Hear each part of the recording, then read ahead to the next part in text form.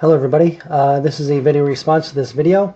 Top 10 reasons why Jesus Christ isn't God. This is the Dean show. I'm not sure where this show is filmed or located or whatever. I've never heard of it actually until this video. I guess I could Google it, or you could, whatever. And on this, the Dean show is this gentleman here. His name is Joshua. And in fact, his name will pop up here in a minute because I'm going to show you a little segment.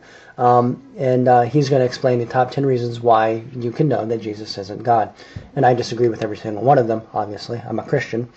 And what's interesting, though, is what I'm about to show you is a little segment where he gives some information that is completely and utterly false. Every historian and scholar will tell you it's false. Where he got the information, why he didn't look into it. He's either purposely being deceptive or he's ignorant of this. So we're going to look at that real quick, and then I'm going to set that aside, and we're going to look at everything else. I'm not going to use that to completely discredit him, but there's one thing that is just blatantly false. His name is Joshua Evans. He's a former youth minister, supposedly. This video is 48 minutes long, so it's got a lot of information to cover.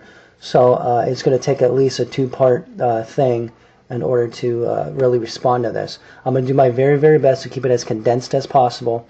And hopefully there won't be a part 3, but this is part 1. There'll be a part 2. And I'm going to do my best to make sure there's not a part 3. There's a lot of side comments he makes, so I'm just going to have to ignore in order to keep it as condensed as possible. Because he gives the 10 reasons why Jesus is a God, and then a lot of little comments and stuff. There's a couple of them I'll respond to, though. But one thing that I want to point out, though, is this right here.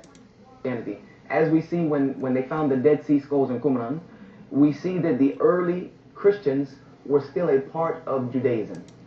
What he's saying here, and he continues to talk about it, and he says that the persons who wrote the Dead Sea Scrolls and put the Dead Sea Scrolls in the caves in Qumran were Jewish persons who believed Jesus to be just a prophet, and that's it. Well, the problem with that is that the Dead Sea Scrolls actually say absolutely nothing about Jesus or Christianity. The reason why is because the Dead Sea Scrolls were placed in those caves prior to Jesus being even born. Jesus wasn't around. Christianity wasn't around.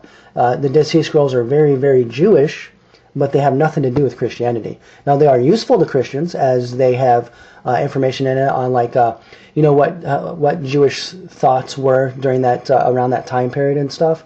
But other than that, they say absolutely nothing about Jesus. So this is blatantly false. Either A, he is being very deceptive here, or B, he has very bad source and information, and he never checked into it. Because there are no historians or scholars who agree that the Dead Sea Scrolls talk about Christianity or Jesus, because they don't. There's absolutely nothing in it. Okay, so he doesn't go in order of 1 to 10 in terms of the top 10 reasons Jesus can't be God. He goes from 10 to 1, so I'm starting from 10 to 1. And so number 10, which is the first one he mentions, God cannot be born. Now, the first question I would have to ask is, what do you mean by born? If you mean cannot come out of a womb, then I would question that, because if something can be placed into a womb, can it not come out of that womb? And if that person happens to be a divine person, then God can be born in the sense of coming out of a womb. In terms of being created or beginning to exist, I completely agree. God cannot begin to exist because God is eternal. God is the uncaused cause. And the second person of the Trinity, as we often call him, that which was placed into Mary's womb, it pre-existed Mary and pre-existed the placement into the womb, which is demonstrated in John chapter 1 and Hebrews chapter 1. And a good example also would be John 17:5, where Jesus says, "Father, bring me into the glory we shared before the world began." So Jesus pre-existed his coming to earth, his ministry on earth, his being born, quote unquote. So his being born isn't in the way that you were born, in terms of you were created as a sperm and then were placed into an egg and blah, blah, blah, and that sort of stuff. Jesus wasn't born in that way. He was a pre-existent divine person placed into a womb and then came out of that womb. And that's how he was born. So this is just a common misunderstanding of the doctrine of the incarnation, or a blatant ignoring of the doctrine of the incarnation. Number 9, he says that there's no explicit verses anywhere, and he says especially in the Bible, that says Jesus is God. Well, that's blatantly false. Apparently he didn't read the Bible, because it does explicitly say in these verses here that Jesus is in fact God. And actually Philippians 2:6 should be in there. But anyway, he points out in defense of this Isaiah 46:9 and Deuteronomy 6:4. This is very interesting. I am God, there is none like me. Well, if God is a tripersonal being, then yeah, I would agree with Isaiah 46:9. In fact, if you're going to make up a God and be willing to be prosecuted for that lie, you're not going to make up a tripersonal God. Sorry. Deuteronomy 6:4, Hear, O Israel, the Lord your God is one. Now, this is often used because for some strange reason people want to say that what this means is that God is saying that he is one person. No, that's not what he's saying at all. In fact, if you go and you put it in its proper context, every single time this is ever even brought up, what it means is that there's only one God. And that's it. Just one God. One being, that which is God.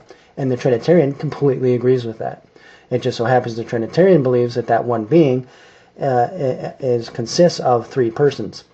Now, so neither one of these hurt the Trinitarian view at all, nor does it even go with that, to be quite honest. And not only that, but that's blatantly false, as these verses show. Now, I think and I suspect that what he actually means here is that nowhere does Jesus explicitly himself say, I am God. And that's a different issue. Because a side issue, Jesus never said, I am God, worship me. I don't know how many times I've heard this crap. The main thing I have to say to this is, who cares?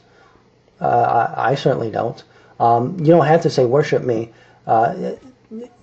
Well, we'll cover that actually later, because I think that's one of the points. Actually, I think that's like point number 8 or 9 or something like that. But anyway, the whole worship thing.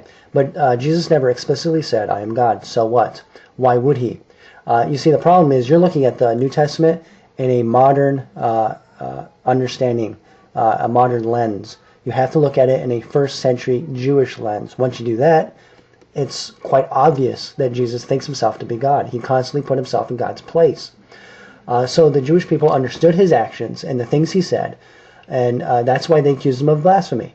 Jesus demonstrated his divine status via his actions and his teachings, so that those who understood would believe and those that didn't wouldn't.